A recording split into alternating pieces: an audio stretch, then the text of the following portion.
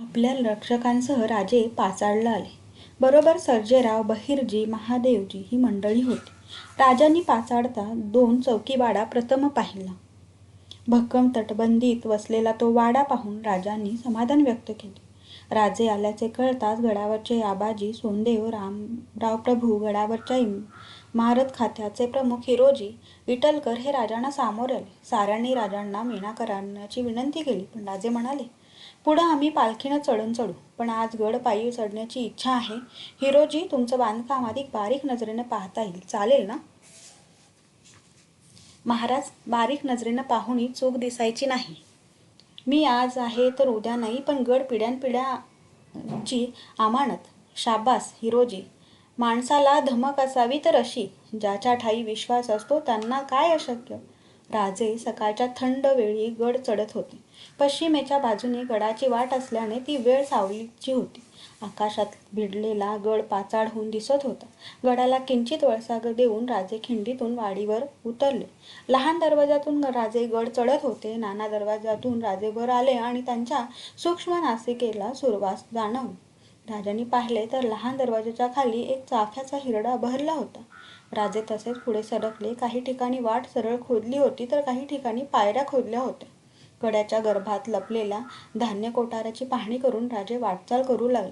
दृष्टीला भोवळ यावी असे एका बाजूला ताशीव तुटलेले कडे आणि दुसऱ्या बाजूला नीट आकाशात चढलेली दरड आणि त्यामधून जाणारी चिंचोळी वाट राजांच्या मनात सुखावीत होती. तोरण्याखेरीज एवढी चिंचोळी वाट राजांनी अनुभवली नव्हती. महादरवाजाला खाली राजे येऊन विसावले. सकाळच्या वेळीही त्यांचा चेहरा घामेजला होता. अंगारख्याच्या बाहेर खोवलेल्या रुमालानं घाम टिपीत राजांनी दरवाजाची खूण दाखवणाऱ्या अर्धगोलाकार तटबंदीवर नजर टाकली. श्वास घेऊन राजांनी पायऱ्या चढायला सुरुवात केली. गडाच्या प्रथम दरवाजापर्यंत येईतो राजांचा ऊर भरून आला. दरवाजाच्या खिंडीत विसावत राजे म्हणाले, हिरोजी, सुरेख जागा निवडली. आमच्या गडाचे दरवाजे सूर्यास्ताला बंद करून घेण्याची काहीच गरज नाही. ते उघडे राहिले तरी काही बिघडणार नाही.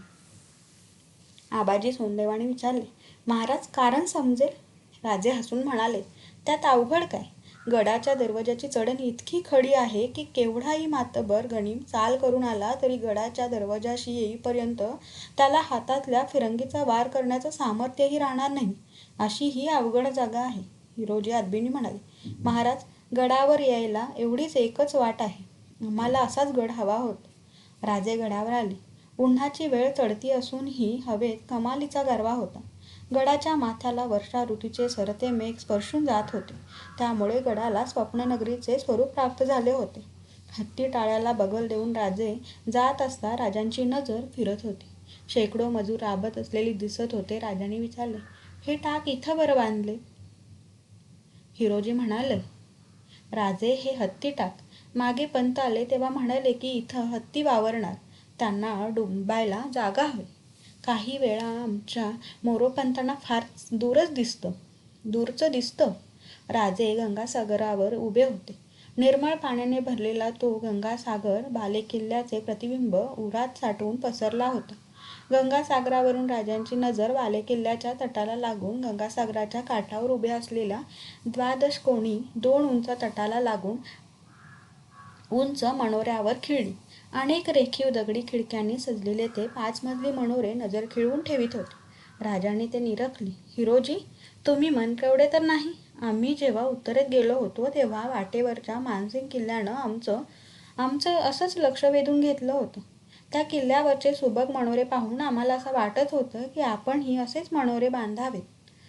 न सांगताही ती इच्छा तुम्ही पुरी केली. राजांनी तो बालेकिल्ला नजरेखालून घातला. 7 राण्यांचे महाल पाहून क्षणभर राजे उदास झाले. ते हिरोजीला म्हणाले, हिरोजी, हे 8 महाल असते तर फार बरं झालं असतं. राजे बालेकिल्ल्याला पाहत होते.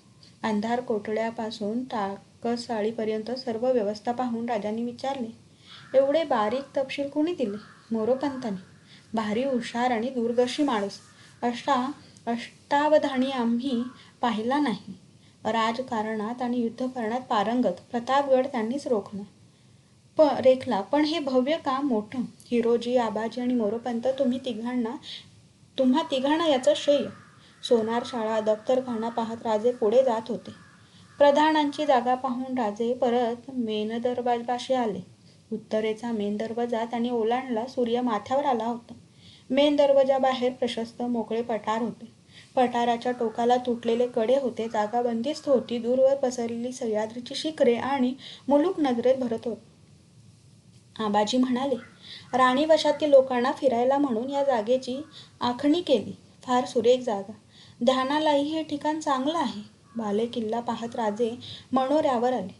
एका मनोऱ्याच्या कमानीचा सुबक माहिरप कोरली होती. दुसरा मनोरा साधा होता. नक्षीदार मनोऱ्याकडे बोट दाखवीत हिरोजी म्हणाले, तो राणीवशाकरिता. वा हिरोजी, तुमच्या रसिकपणाचं आम्ही कौतुक करतो. राजे बालेकिल्ल्यातील मध्यभागच्या राजसदरेवर आले. राजसदरेवरच्या भव्य इमारतीसमोर आकाशात उंच चढलेला नगारखाना दिसत होता. राजसदरेच्या आणि नगारखान्याच्या मध्ये विस्तृत चौक दिसत होता. राजे उतरले. केवढी भव्य सदर आखलीत. सम्राटाला शोभेल अशी राजसदर आहे. 4 दिवस राजांचा मुक्काम गडावर होता. राजांनी आपला वाडा पाहिला, प्रधानांचे निवास पाहिले, भव्य बाजारपेठ, पिलखाना, दारू कोठार, जगदीश्वर प्रसाद बागा साऱ्या वास्तू पाहून राजे प्रसन्न झाले. सायंकाळच्या वेळी टकमक टोकावर राजे उभे होते. प्रचंड दरी समोर पसरली होती. जिजापूरची वस्ती घरट्या एवढी दिसत होती. दूरवर पर्वतशाखा पसरल्या होत्या. समोर कोकण दिवा दिसत होता. त्या डोंगराकडे बोट दाखवून राजे म्हणाले, या कोकण दिव्यासारख्या कितीतरी गडांनी रायगडाचं संरक्षण केलं आहे. ईशान्येला लिंगाणा, पूर्वेला तोरणा, दक्षिणेला कांगोरा, चांभारगड, सोनगड, वायव्येला तळेगड, उत्तरेला घोसाळगड या गडांच्या माळेत रायगड सुरक्षित आहे. हिरोजी, हे टकमक टोक मात्र मोकळं कसं सोडलं? महाराज, ही कडेलोटाची जागा म्हणून राखली आहे. राजांचे भाव एकदम बदलले.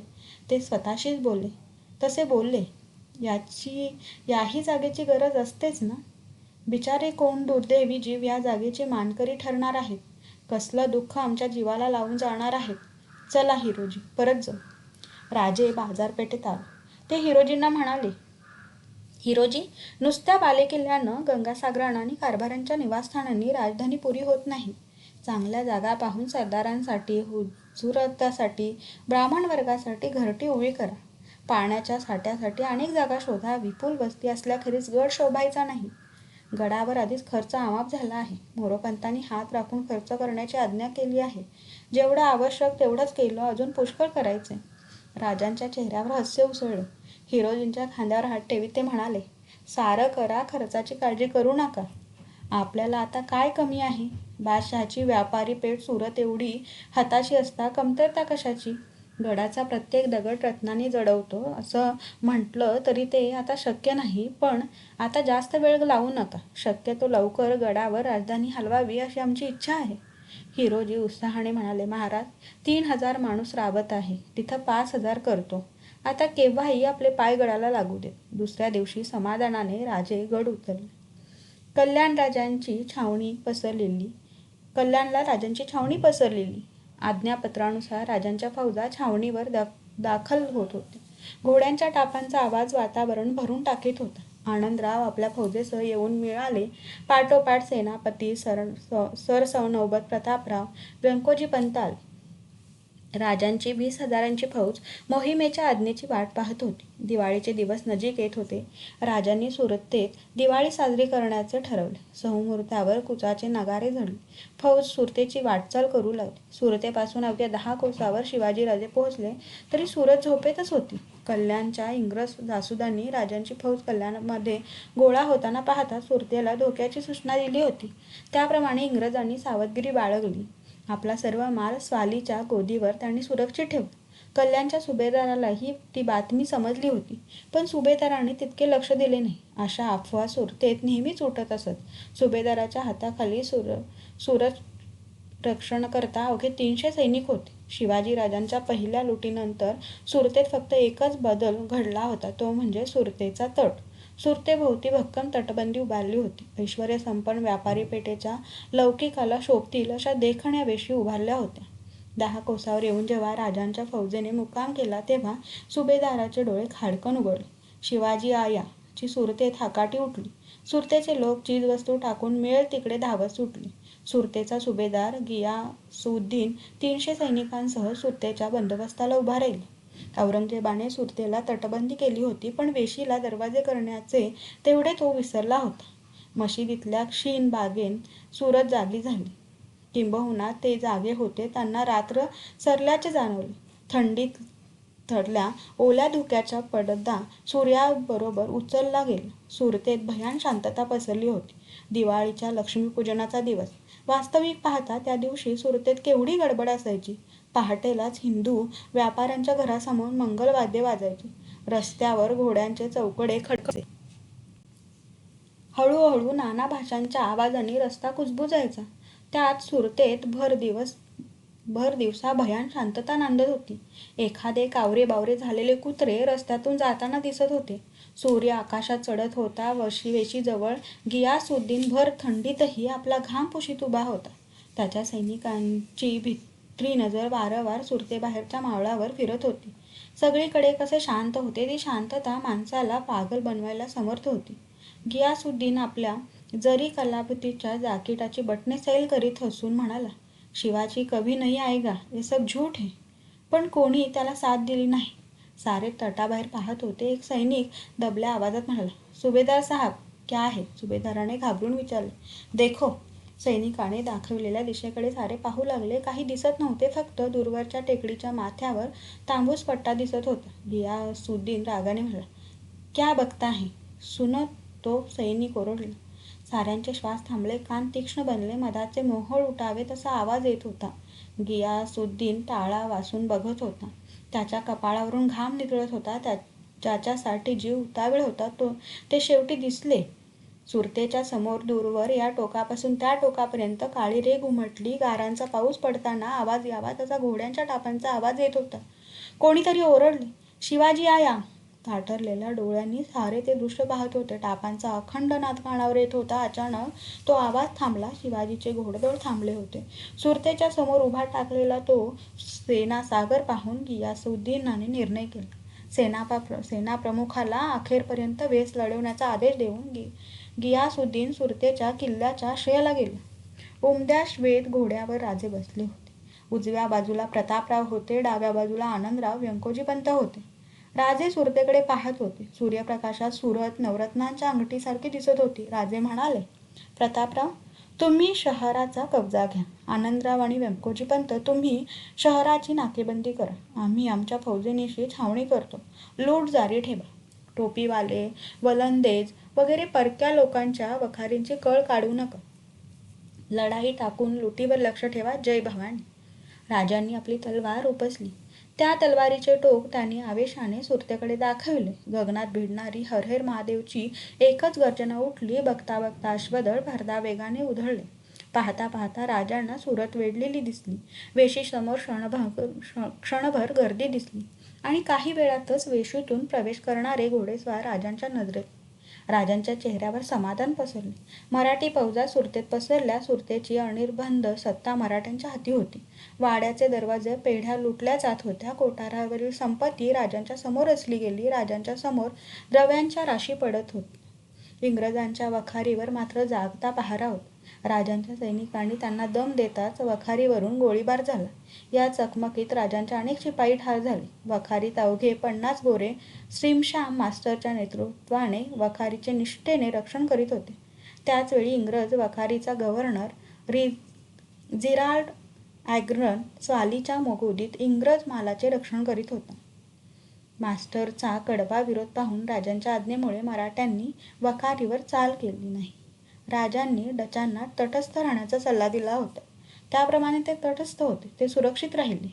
फ्रेंचांनी सुद्धा आधीच तह केल्यामुळे तेही सुरक्षित होते. पण फ्रेंचांच्या वखारीसमोर असलेल्या जुन्या सराईत नुकताच सुरतेत आलेला काशगरचा राजा मराठ्यांच्या वेढ्यात सापडला.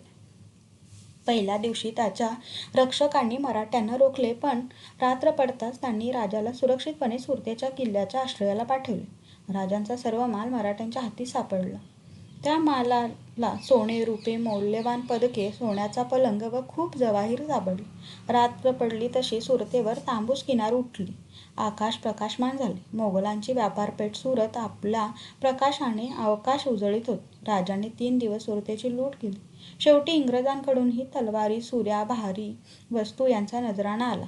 कोट्यावधी होण्याची संपत्ती राजांच्या हाती गोळा झाली होती. राजे त्या लुटीवर तृप्त होते. सुरतेवर मिळालेल्या घोड्यांवर लूट लादून राजे माघारी वळले. सुरतेची राजांनी परत बेसुरत केली. शिवाजी परत गेला यावर कुणाचा विश्वास बसत नव्हता. आगीमध्ये धुमसणाऱ्या सुरतेत सर्रास लूट सुरू होती. कुणाचा पायपोस कुणाच्या पायात नव्हता. या संधीचा फायदा घेऊन खुद्द स्टीनशाम मास्टर आपल्या खलाशी सहकाऱ्यांसह नंतरच्या लुटीत आपले हात धुवून घेत होता. सुरतेने 12 लक्ष रुपयांची वार्षिक खंडणी कबूल केली नाही तर पुढच्या वर्षी परत येऊन सुरत बेचिराख करण्याची तंबी देऊन राजांनी सुरत सोडली. त्यावेळी सुरत धुराचे निश्वास सोडत होती. घोड्यांची पथके सावकाश वाटचाल करीत होती. त्यांच्या मागे लूट लादलेली शेकडो घोडी खेचरे चालत होती. लुटीच्या ऐवजाच्या मागे पुढे हत्यारबंद स्वारांचे संरक्षण होते. त्यांच्या मागे राजे आपल्या सेनापतींसह जात होते. मागे फौज होती. राजे सुरतेहून बागलाणात उतरले होते आणि जासुदाने मोगल सरदार दाऊद खान चालून येत असल्याची बातमी आणली. राजे गडबडीने आपल्या लुटीसह कांचना मंचना खिंडीतून चांदवड डोंगराची रांग ओलांडून गेले. डोंगर पाथ्याला आल्यानंतर राजे थांबले. रात्र पडली होती. प्रतापराव म्हणाले, महाराज, दाऊद खान येतो आहे. विसावा न घेता जर कूच केली तर आपणाला गडाच्या आश्रयाला जाता येईल. नाही प्रतापराव, त्याची काही गरज नाही. पायदळ आणि 2000 घोडेस्वार देऊन त्यांना लुटीसह पुढं पाठवा. लूट रायगडावर घेऊन जायला सांगा. प्रतापरावांना वाटले लूट पुढे पाठवून राजे नाशिककडे वळतील. त्या समजाने प्रतापरावांनी भीती व्यक्त केली. पण दाऊद खानानं लूट पकडली तर ते त्याला जमायचं नाही. पाहता काय प्रतापराव, दाऊद खान येतो असं समजताच आम्ही पळून जाऊ असा समज शत्रूचा असणार. यापुढं पळणं बंद. पाहू दाऊद खान कसा लढतो ते. प्रतापराव त्या भाषणाने उत्साहित झाले. त्यांनी लूट सुरक्षितपणे पाठवून दिली. दाऊद खान बुरानपुराहून बागलनाकडे झेपावत होता. मध्यरात्री दाऊद खानाला बातमी मिळाली की शिवाजी कांचना मंचना खिंडीतून नाशिककडे निम्मी फौज घेऊन गेला असून निम्मी फौज त्याने खिंडीपाशी ठेवली आहे. ही बातमी समजताच दाऊद खान ताबडतोब निघाला. राजांच्या जासुदांनी दाऊद खानाचे सैन्य येत असल्याची बातमी आणली. राजांनी विचारले, सैन्य किती आहे? फार तर 4000 भरेल. पण खानाजवळ दारुगोळा आहे, हत्ती आहेत.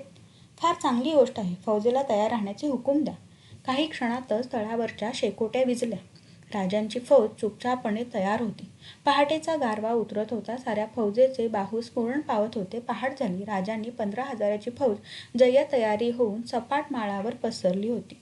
खुद्द राजे आपल्या पांढऱ्या घोड्यावर स्वार झाले होते. अंगात जरी बख्तरे होती. माथ्यावर शिरस्त्राण शोभत होते. सुवर्णाचे काम केलेले दस्तबख्त राजांच्या पोलादी मनगटावर विसावले होते.